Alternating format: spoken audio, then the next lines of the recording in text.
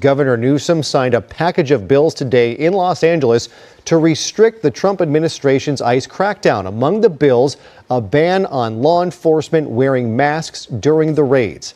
I'm gonna be honest with you, I cannot believe Gavin Newsom actually signed this bill. We'll get to that in a second, but I also can't believe he did this. His press team posted, "Kristi Noem is gonna have a bad day today. You're welcome, America." And the actual Secret Service themselves had to come out and respond to that post. So we have a lot to talk about in this video, and spoiler alert, this bill doesn't even affect federal agents, yet it's being portrayed that something has actually been done. We'll talk about it all. Now before we start the video, make sure to please like the video. It's the #1 way you guys are helping this channel, but it also helps others see the videos as well, and I think people want to see what's actually going on with this bill. ICE agents, bounty hunters, and who knows who else are running around basically wearing ski masks, grabbing people from their front yards, from bus stops, from their workplaces, and throwing them into unmarked vehicles and taking them we don't even know where. This is terrifying. Okay, I already know what you're all thinking. Let's get to it. How could a state-level bill have any effect on the federal level? Well, here's the thing. That's why I can't believe Gavin Newsom actually signed this bill. Because when you look into the bill, at the very beginning it says, this bill would make it a crime for a law enforcement officer to wear a facial covering. And then you scroll down, the bill would require any law enforcement agency operating in California by July 1st to create a policy that has to do with the face coverings. Which means the people actually affected by this bill, everyone in California who works under California. So the state police, local law enforcement, the sheriffs, the federal government, they can't even be touched by this bill. The Peace Officers Research Association of California, or PORAC, opposed this bill, saying local law enforcement officials are being punished for the actions on the federal level. Unfortunately, the federal officers, they have a job, they have a specialty, and this is what they do. Immigration's their bailiwick. Local law enforcement is to protect the communities, but we're now being pushed in the middle of this, which we didn't want to happen. I promise we will get to Gavin Newsom, but I'm just trying to show you guys, police unions within California were telling Gavin Newsom, please do not sign this bill, because we don't even work with the federal government when it comes to deportations, yet you put us on the bill that was supposed to be about the federal agents who are wearing masks, and they don't even have to take their masks off. We're the ones who have to take our masks off. To happen. Adding this will cause more liability for officers while on the job. Officers that are wearing masks in good faith are going to lose their qualified immunity. And unfortunately, we're a very litigious society. And any opportunity to sue a police officer or police department or local agency, it happens. Which is why I cannot believe Gavin Newsom actually signed this bill. Now let's get into the statements of what Gavin Newsom has to say about this. And again, he makes this about the federal government and ICE agents and these deportations, not mentioning the everyday police officers who actually are now affected by this bill.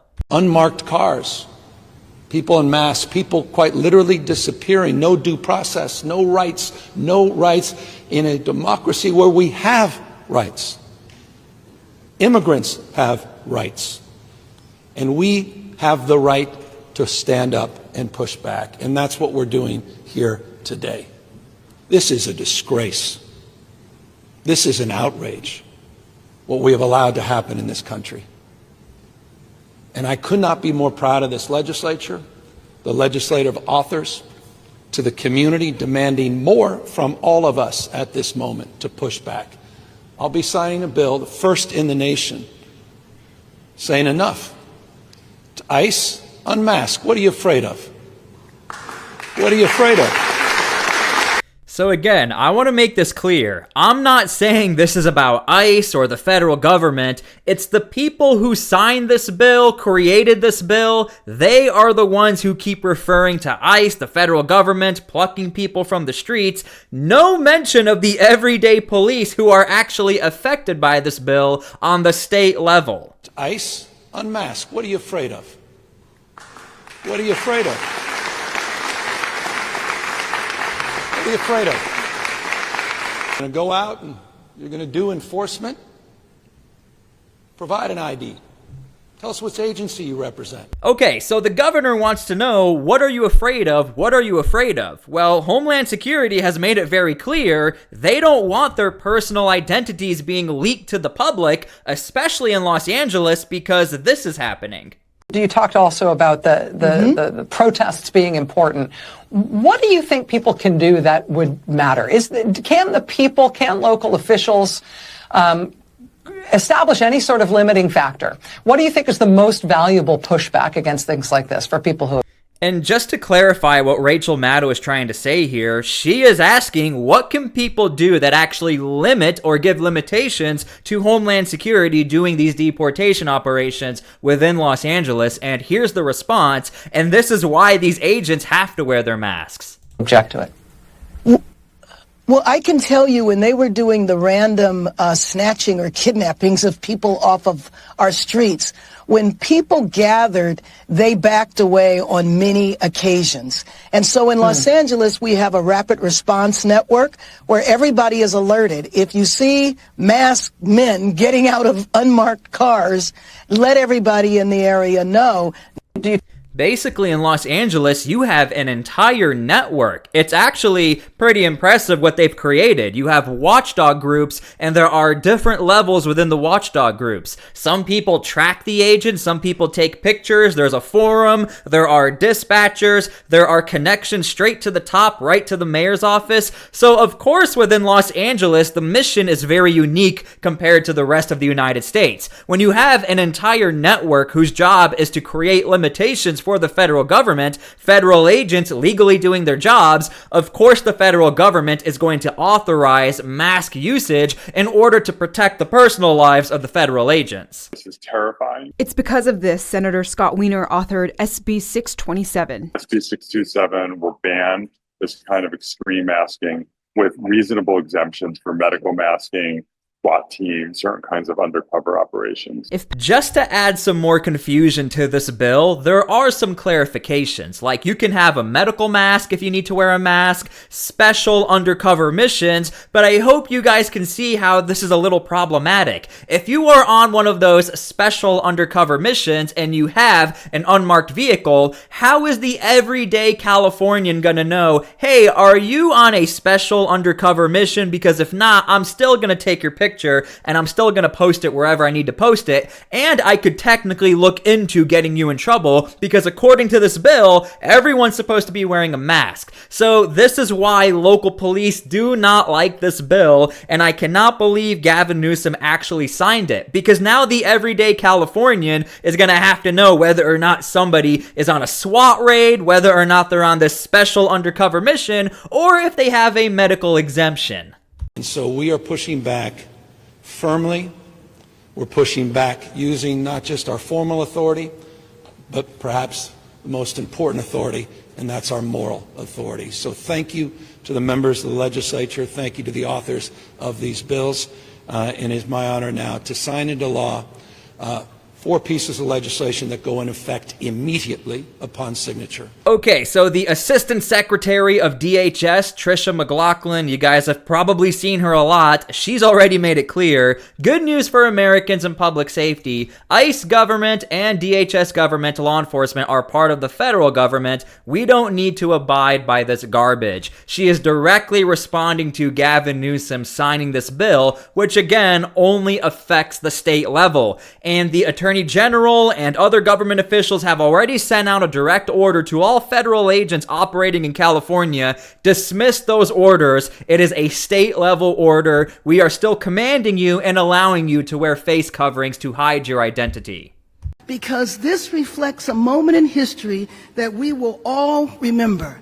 But what I'm so proud of in our city is that we have legislative resistance, we have resistance from local government and state government, and we have resistance on the streets, because all of this together is a part of a new social movement that has now moved on to Chicago, to Memphis, to Washington, D.C., where unfortunately our federal government is trying to get us to normalize and accept military intervention. So again, we are referencing the law and a way to push back, but I want to make it clear, and this is constitutional, everything that California just signed into law has nothing to do with the federal government, even though they threw the federal government into that law. So a couple of things could happen here. Number one, California could try and sue ICE, Homeland Security, try to get them into the court to showcase this mask problem. Or number two, nothing at all is going to happen because we already have an implied supremacy clause. So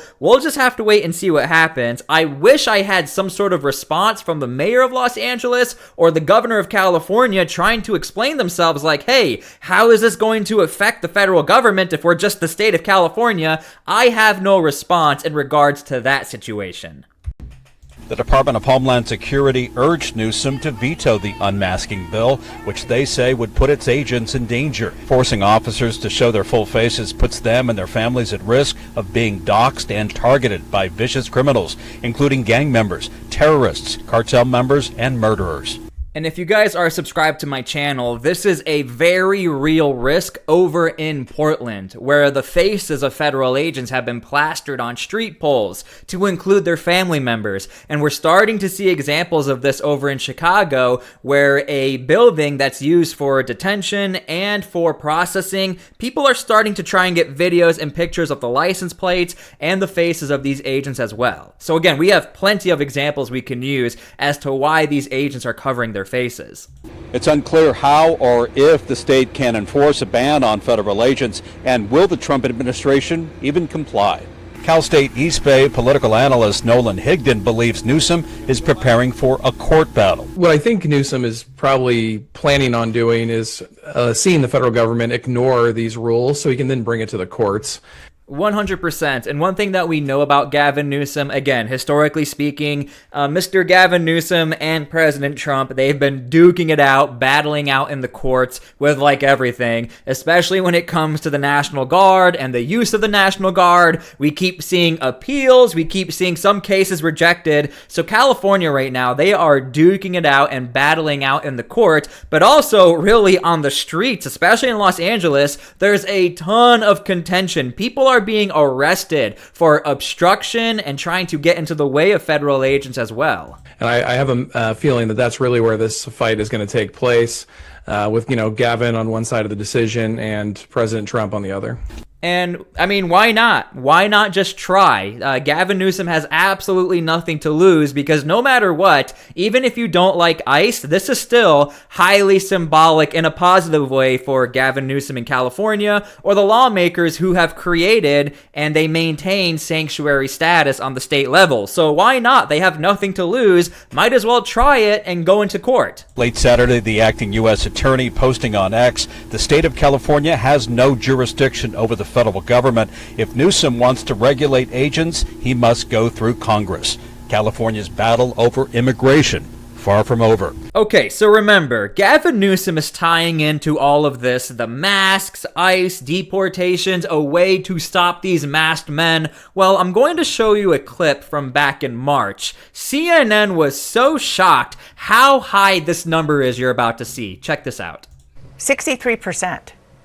According to the latest Fox News poll, say that they favor deporting those immigrants. So that's a pretty high number. And this is why I think Gavin Newsom signing this bill, I think this will really prevent him from being the president. Because generally speaking, and this was back in March, and the number really hasn't changed, generally speaking, 63% of Americans are okay with deportations. Now, the reason why I keep saying generally speaking, this means that like if you're a mother who came into the country or a father, somebody who hasn't done anything other than come into the country illegally, 63% of Americans are okay with their deportation. Now, it gets even worse. If that person came into the country illegally and they did something like a carjacking or something super criminal, that number jumps up into like the 90% being okay with deportations. Now, the people who do the deportations, those are the guys where you took the masks off. You created the limitations. And again, the majority of Americans want the protection, the security, and are okay with the deportations. Over in California, Gavin Newsom said, nah, we're going to unmask everyone. Can you square that with what we just heard from Priscilla's reporting?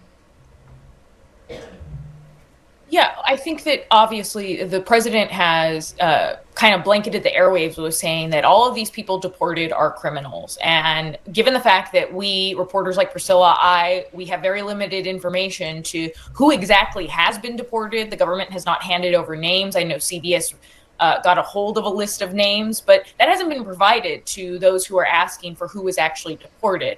And there is a difference between someone who came into the country illegally versus someone who overstayed their visa. And there is a big difference. When you look into the statistics like we just saw, generally speaking, it's true. Less Americans are okay with the deportations. However, that less is still majority high, into the 60%. When you add on top of that a criminal offense, as in coming into the country illegally, criminal, but then carjacking, something really bad, it jumps up very high. Now we know, contextually speaking, because this was back in March, now we know many Americans are okay with what's going on because the Trump administration has had to be a lot more transparent with the everyday activities when it comes to these deportations. I mean, subscribe to my channel and I can show you guys in almost all of my videos, Homeland Security is extremely transparent and they don't have a choice. They are facing opposition left and right, and people want to know, what are you actually doing? What's our taxpayer money being spent on? Because we just gave you guys the biggest sum of money ever to support this mission. So Homeland Security is obligated to let America know what they're doing, and they are doing that. Okay, so in conclusion, this is a thing. California has officially limited the use on the mask. Now again, in certain circumstances, depending on your security status, if you're in a SWAT team operation, if you're undercover, you can wear the mask, but that will be determined on the local level. The sheriff, the SWAT team, the local police, they have to create these policies and show California this is when they will wear a mask. Now on the flip side, again, this does look like it's going to go into the courts, where California might be trying to get the Trump administration into the courts and show that the federal government, they're not following our local laws, even though they are operating on our local streets. So I hope you guys enjoyed this video. Make sure to please subscribe, make sure to please like, and again, on my channel, I only advocate for peace, and I hope we can all come together, have a peaceful dialogue, and that's what we need right now in this country. Thank you guys for everything. God bless, and we'll see you all later.